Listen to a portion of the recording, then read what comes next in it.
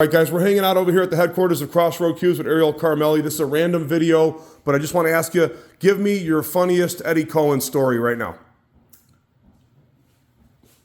He is this tall.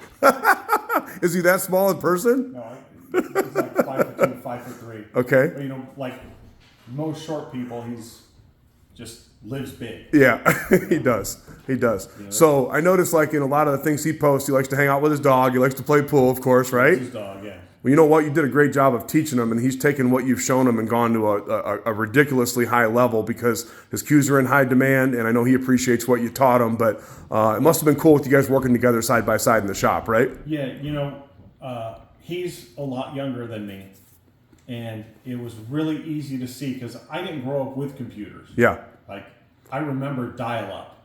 I remember somebody picking up a different phone while I was on the internet and my connection went away.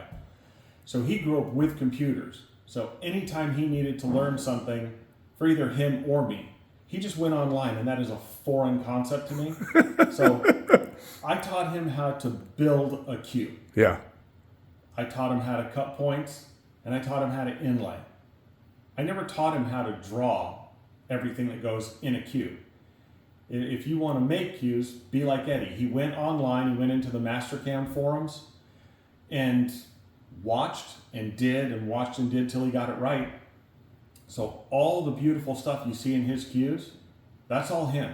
All those designs that he does, it's all him. All I did was teach him how to make a pool cue.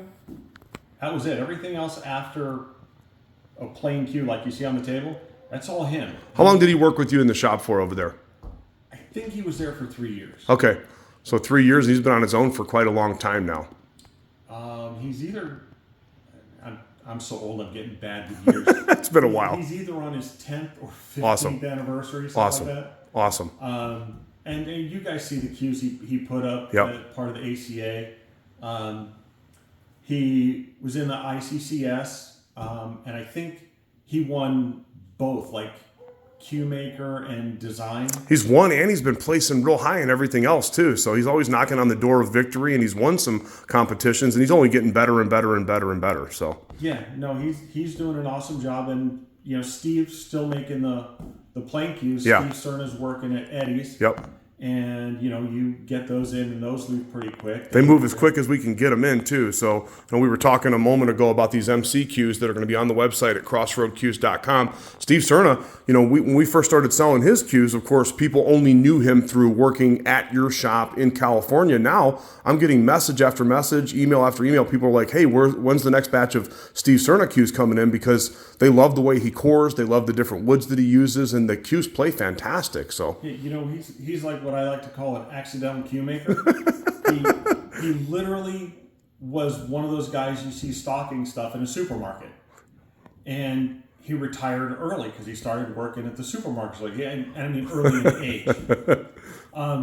And he was like sitting at home bored, and just, you know, I knew him forever, and he called, was like, hey man, can I come hang out? I got nothing to do here. So he comes over and hangs out, and I'm like, dude, if you're bored, you can, you know, turn shafts or handles or whatever. Interesting. And just over the course of a couple of years, you know, he learned to do everything. And one day he's like, I think I want to make my own cue. Hey, whatever, you can go grab some parts, man. Yeah. You know where everything is.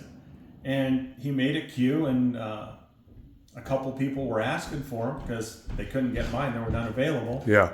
And he sold a couple, and I'm looking around going, well, they seem to be right. Yeah. So let's send them to a couple of people who actually sell cues and see what they think. Yep. And then you got them, you put them up, and the entire first batch sold in like 24 hours. Well, yeah, and it's kind of like your cues. The biggest problem I have with them, I'll buy 5 or 6 or 7 or 8 of them, and there's like 2 or 3 of them that I don't want to sell because I fall in love with the hit. Steve's are the same way. You know, like I remember he sold me one with Coco Bolo, and he had cored it with some type of a Brazilian cherry wood or something like that. Probably eBay. Yeah, he uses all these different woods, but they hit so good that we hate to even sell the cues. And then people end up, you know, badgering me, and I end up selling them. But yeah, you did a great job with him. He was at the Super Billiards Expo this year. He made his maiden voyage, and I know that he's going to be coming back next year. So Ariel, thanks again for all that you do in the pool cue community, and thanks for that Eddie Cohen story. Just to refresh that, he's not basketball player height then, right? I guess if Wee Man was on a basketball team, Yeah. he could play with Wee Man. He would dunk on him. Yeah, let me ask you one more thing. How come Steve falls asleep so much everywhere they take him? He's putting in a lot of hours in the shop, huh? Some people don't get good sleep, so they sleep whenever they can. Yeah. And at least he doesn't fall asleep while he's driving. There you go, guys. He doesn't fall asleep when he's driving anymore. Ariel Carmeli hanging out at Crossroad Cues.